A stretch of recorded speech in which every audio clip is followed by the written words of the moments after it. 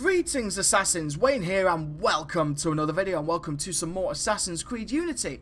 Kind of, because we are in the companion app. I really wanted to do a video of the companion app because I really like it.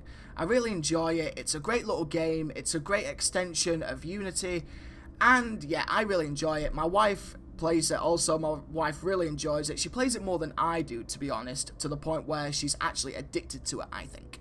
And there's been one or two misconceptions that it kind of ruins the Unity experience, and to really get the full extent of the full usefulness of the companion app, you have to pay a premium and that sort of thing. And I really wanted to clear some of that up because I think it's a bit of a fallacy, while at the same time I really wanted to give a breakdown of what the companion app is and what it does and how to play it and that sort of thing. Now, first off, the map. The main part of the game, really. It is the Unity map, your in-game map, and right now this is synced to my PlayStation 4. Right now I'm in Assassin's Creed Unity, or I've just kind of turned on the game, and once you've got your companion app synced up to your Assassin's Creed Unity account, like your game, it displays everything in real time as far as what chests you need to unlock, your missions, your little points of interest, and yeah, it's great. It doubles up as a second map, and I really do like that. You can actually see yourself in-game, which is quite amusing. If I go here and I go locate Arno, there I am. I'm knocking about. Oh no, we don't want that. As you can see, I'm knocking about on top of Notre Dame. You can just see my blue crest behind the Notre Dame icon. And it's quite amusing, really, and it's fun as well, because when my wife plays the companion app, she can see where I am, whether I'm on a rooftop or on the streets. She can see whether I'm in combat or not. And it also works as an extra extension to see where enemies are. She can feed me information on where enemies are if I don't have my cooldown or my cooldown is faded away. So all that data is transferred to the companion app in real time, and I really like that. It's a lot of fun. Much like the in-game map, you can filter. So you can filter out your missions. So if I go on there, no, I don't want that to turn off. I don't want to keep track of where I am. I can filter missions to see what missions I need to do.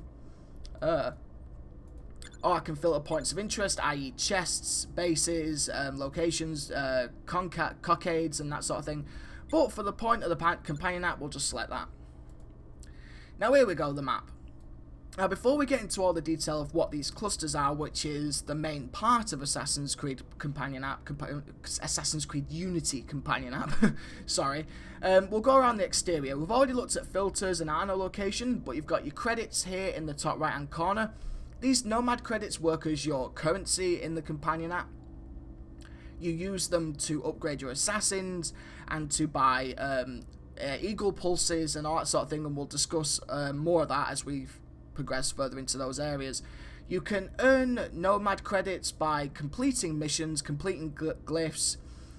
You can also get them in Uplay by spending 10 Uplay points on 1,500 nomad credits. You can do that 20 times, which is great. So if you don't really have the time to spend ages farming nomad credits, you can just go into Uplay and splash out on a load there and then for 10 Uplay points a piece.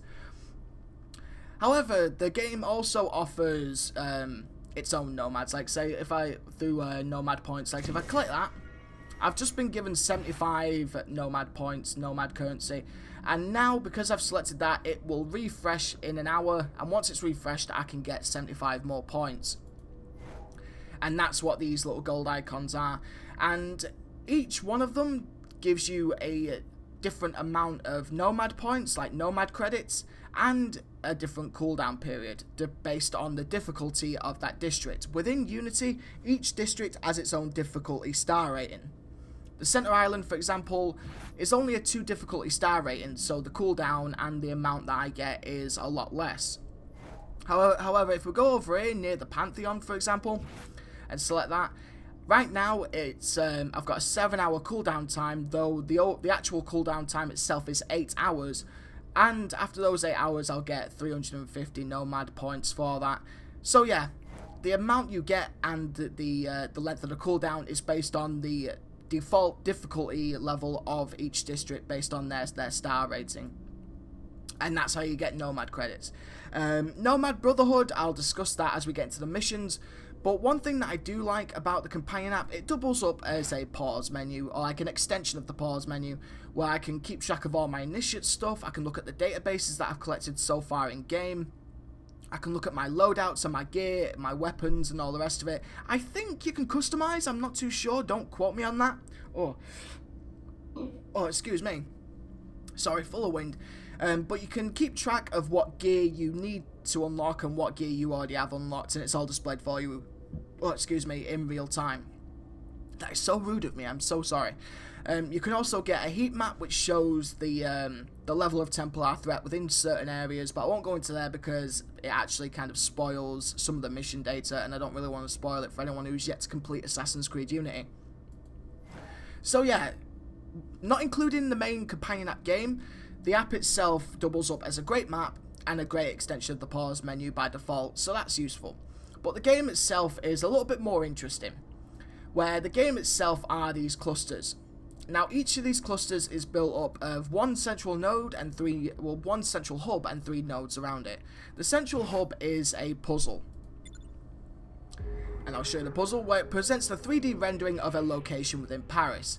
Now on this 3D model, which I will say is really well crafted, there are hidden glyphs, and the glyphs are displayed on the left hand side of the screen here. Right now there's 5 hidden on this model, and to reveal these glyphs and obtain them, I have to use eagle pulses. I mentioned that earlier, and the way it works is as follows.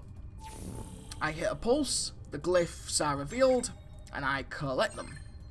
It's relatively that simple, and the purpose of it is to collect all the glyphs before you run out of pulses. If you run out of pulses, you can buy more for using your Nomad credits, but if you have pulses left over, you actually get credits as a reward also. So if I hit a pulse here, there's one, and there should be another, and there's another. There we go. I had 1 pulse left over, so I got 30 points for that. And yes, I do know where that is because I've done that a few times, because you can actually use it to farm points a little bit as well, just by redoing it if you know the locations. But once you've done all 3, now each of the central hubs has 3 puzzles on the same building, but each puzzle changes in difficulty as you get, and they get a little bit more harder as you progress. And as you can see, right, the one that we've just done only has a 1-star rating, but there are ones that are a lot more harder, like this one here. This one that I have been at for ages, and I cannot do it to save my life, and it's really annoying me. But I digress. Once you've completed the puzzles, those little glyph puzzles, one of these nodes will unlock, and now each of these nodes is broken down into 3 missions, and now this is what you need your Brotherhood for. If we go to this one, say here, I've unlocked this one, and right now, take cover mission. Let's have a look at that. I have to send assassins on this mission. I have to send assassins that are higher than level 16, and it'll take 6 hours to complete, and once completion I get 650 Nomad points, Nomad credits. So we'll go into that. And now anyone who's played the Kenway Fleet in Assassin's Creed 4 Black Flag, or the assassin missions in ACB and Assassin's Creed Revelations, will recognise this. It pretty much works off the same formula, where you have a certain amount of slots, you have to send assassins on a mission, and the odds of success is based on the higher level of the assassin. So if we send one, there's one, we'll send my level 20, we'll send my level 19, we'll send that level 18 who needs to be leveled up, I'll show you that in a moment, and we'll send that. Right now, this one's got a 75% odds of success. Now, in my personal experience, anything below 80, leave it alone. Anything above 80 is worth the risk. But you have to make sure all your assassins are all healed up, because they do take damage, and if they take too much damage, they will ultimately die. So right now, I'm going to leave this alone. It's too rich for my blood, and we're just going to go straight into the Nomad Brotherhood menu. Now, by default, you have 10 slots available for your assassins. If you pay the premium, you get 5 additional slots, but in my experience, the 10 are just enough to get you through it. And you can purchase more assassins using your Nomad credits if you have a slot available. And I'm not going to do it because right now this is my wife's game, and I don't really want to get too narky, get her too angry with me by removing her assassins. But should you want higher level assassins, you can dismiss them, and you can hire ones of higher level. And each assassin has its preferred point of attack, its preferred skill, as it were. Like this fellow, for example, is ideal for attack, whereas his stealth isn't that good. But if we go to someone, say, Simon, he's good at defense, he's a bit of a heavy brute. Whereas old Nicholas here is great at stealth. Now, if you looked at the previous menu, if we go back into the mission, so I can just show you again because it kind of registers. The odds of success are based on the higher the level. So if I just send all these off again, these default ones, let me just send that. Yeah, we'll send her, send her. Now, I have the ideal requirements on attack and stealth, but not on defense. The best point to do it is to send the assassins that have the right statistics and the right stats to fill up these bars, and that fills up your success. So that's the way the success rating works as far as the assassin's individual skills, and each assassin has its own preferred skills, whether it be stealth, attack, or defense. With each mission you complete, they gain a experience point, which you can use to fill up one of these slots. Now, this little fellow needs something, so we're gonna build him on defense, I think. There we go, he's leveled up now, he's level 19. Well, he was level 19, he just needed the acquired point to be assigned to his statistics. So now, if we go back onto this mission, we should be able to get a higher success than 75, I think. If we make sure he's on there, and they're there, and they're there, hopefully we'll get a higher success. Only one? Really? That's a bit bad. Right, well, I'm still not going to send him off then. So I've got to level up my assassins a little bit more until I'm satisfied and get that up to 80%, so I know they'll complete it. And that's the way it works. So it's a nice little bit of micromanagement. Not too much, though. It's not that bad. This one needs something as well. We'll build his, actually, no. We'll build up his stealth. Because he's got 3 defense and he needs 1 more stealth. So his stealth's leveled up now. So there we go, that is pretty much it. You level up your assassins by completing missions, and then you send your assassins off onto more missions, and completing those missions unlock rewards, whether it be nomad currency points, or in-game content. You can unlock certain pieces of gear and weapons for Unity within the companion app. The most noticeable is the Altair outfit, which you can only unlock within the companion app, and it's that node right there. It's that one right there, I think. So you can see my frustration because I can't complete this puzzle yet, because it's really, really tough. I'll show it you just to wrap up the video, just to see how difficult it really is. I've got 4 pulses to find 1 glyph, and believe me, it is not as easy as it sounds. The lower the amount of glyphs, the higher it is to find. Well, the harder it is to find, really. And yeah, to really play this, you need to play it on a PC. Like, I'm playing it on a PC right now, or a big screened iPad. Playing it on an Android phone does not help because of the small screen, and you're looking for glyphs that are really tiny on big models like this. And yeah, it's highly frustrating.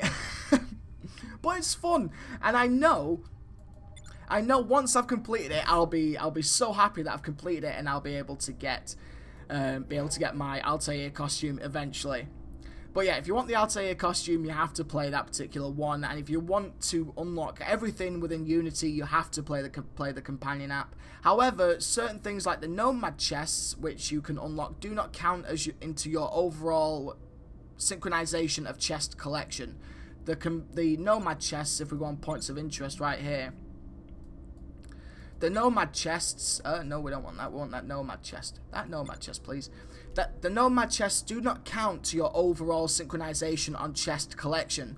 So you can collect all the chests within the map and you'll still have the nomad chests left over. They are an extension and do not count as part of your full synchronization, just to be clear, because there's been a bit of a misconception about that.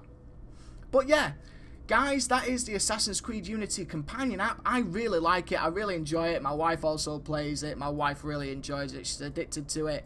And yeah, take what you will out of it. I enjoy it. Please let me know what you think in the comments below. Have you played it? Do you like it? Do you think it's a pain? If you really do want to play it, I recommend you play it on the PC. Like I said, if you want to download the PC version of the companion app, you can hit the link in the description below, or you can play it on a big screened iPad. Those are the best places to get the ultimate experience out of it, the better experience, especially when you're dealing with the glyph puzzles, which are really small glyphs on the models, and they're really hard to find on little Android phones. But yeah, guys, that is the end of the video. Thank you so much for watching, and I hope you enjoyed it. Like I said, please let me know what you think in the comments below. Have you played the companion app? Do you like it? Do you hate it? Do you think the way the companion app is integrated into Unity is wrong? Is it right? Does it work? Does it not? You know, let me know in the comments below. I want to know. Anyway, until the next one, take care and be safe. Love you all, Assassins. Wayne out. Peace.